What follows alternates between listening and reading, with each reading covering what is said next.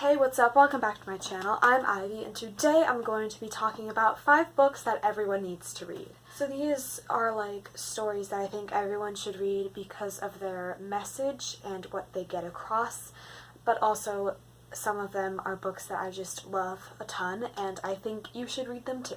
The first book on my list is The Hate You Give by Angie. If you haven't heard of this book, where have you been? It follows a girl named Star Carter, and her best friend is shot and killed by a white police officer, and she witnesses this act. She is trying to figure out what to do after that, and still trying to keep her 2 separate lives separate because she goes to like a really white preppy school, and then she lives in a not so nice neighborhood. This story is just so incredibly important, and it should be required reading for everyone. It was just beautifully done and incredible and amazing, and I have nothing but good things to say about this book. It really gets you thinking, and yes, I don't know what else to say about it. There is really nothing else to say.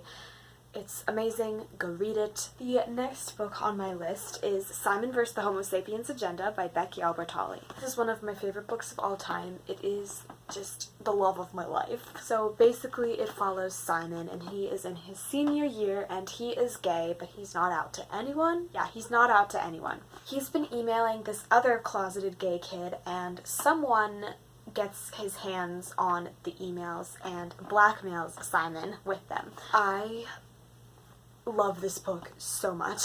It is the cutest book I've ever read, the most feel-good book I've ever read. This is just the epitome of warm and fuzziness.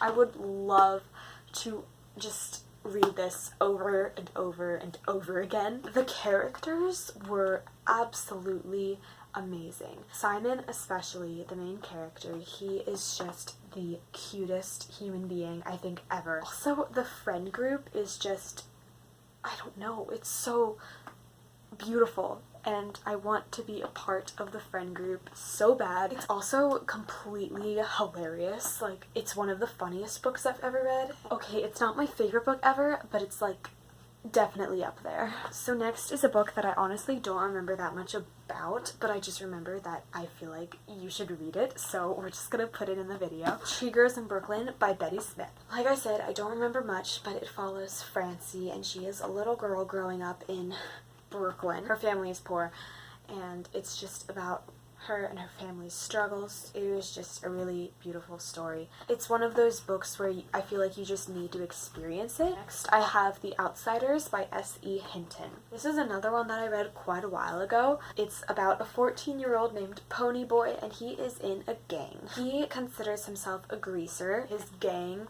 is kind of rivals with the Socs, which are the rich, privileged kids. It takes place over only 2 weeks. Something really bad happens that no one saw coming. Pony Boy has to deal with the fallout from that. It was absolutely heart-wrenching. It's just, you need to read it to understand. By the end of it, I was completely emotionally destroyed. It hits you, or at least it hit me really hard. Everyone should read it. That's why it's in the video. The relationship between all the greasers is just so incredible, and I just loved their friendship, and it just makes me want to cry. Go read this book if you haven't. And the last book on my list for today is The Darkest Minds by Alexandra Bracken. This book takes place in America after a disease has wiped out most kids, and the ones that have survived are left with superpowers. Those kids are put into camps by the government. Our main character, Ruby, finds out that she is a really powerful